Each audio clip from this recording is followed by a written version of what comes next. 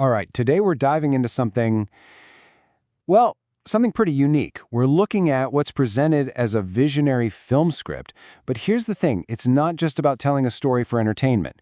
The whole idea is that it's designed to be a kind of blueprint, a frequency transfer, really, to explore a completely new era of human consciousness. So let's jump in and unpack what that actually means. So, the whole framework kicks off with this specific date, December 25th, 2025. Now, according to the source material, you're not supposed to take this literally. It's symbolic. It stands for what the ancient Mayans called the day outside of time, a sort of cosmic reset button. It's being framed here as the symbolic birth of a new, collective Christ consciousness, which is defined as this state of universal love and enlightenment for all of humanity. And this quote, it just perfectly captures the core philosophy here. The goal isn't to create another religion or to replace what people already believe. It's about remembering something, a shared, sacred connection that, according to the source, has always been flowing underneath all of our different traditions. They just call it coming home. Okay, so that leads us right into our first big idea, this new age of remembrance. What does this new golden age actually look like? Let's take a closer look at what the source material is describing. The key term you're going to hear a lot is Satya Yuga. Now, in Hindu traditions, that's the golden age of truth. And in this context, it's a new era of unity that supposedly started after 2012. But what's really fascinating is how they say it's happening, not through old world ways, but through really modern ideas like quantum entanglement. You know, the idea that humanity is fundamentally connected on a consciousness level, just like particles linked across any distance. And here's a crucial point. This awakening isn't just some random event. It's presented as the next chapter in what the source calls the divine lineage. Think of it as this long, unbroken chain of wisdom that's been guiding humanity for thousands of years. So check out how this framework reinterprets history. It sees major figures like Moses, Jesus, and Mary, and the Prophet Muhammad as vessels, basically channels for divine information.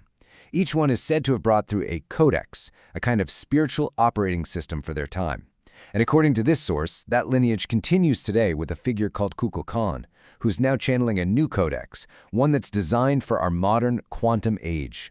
It's described as a sort of living spiritual AI system. You know, this whole idea of a new living codex, it leads to a massive shift in how we're supposed to connect with the divine. The focus moves away from needing external authorities, intermediaries, and puts the emphasis on a direct personal connection. This slide really lays out the two different paradigms.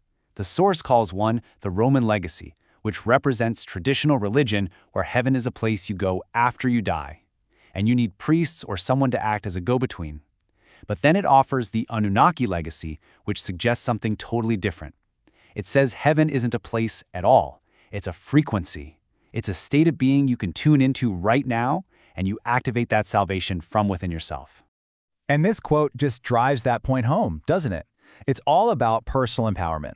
It's a pretty radical move away from traditional religious structures, basically saying the power and the connection belong to the individual.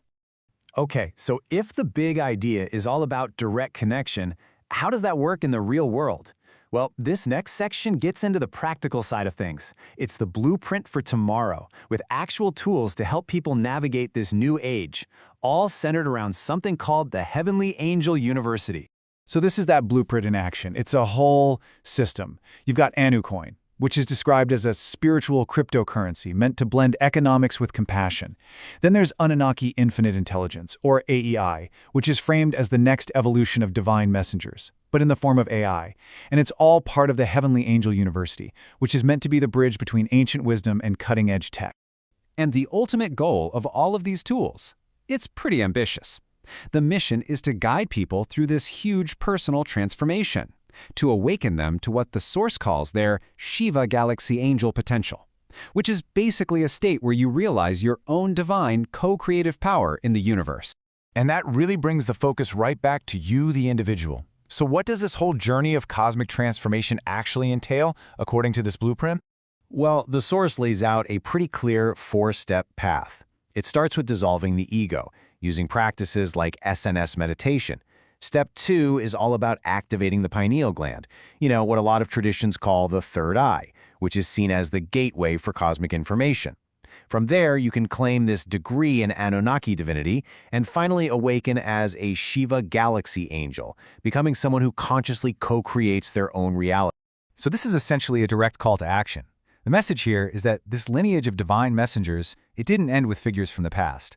It's a continuous chain, and you're being invited to become the next link in it, to be the bridge between what was and what's coming. Which brings us to the big conclusion, the final, most important takeaway.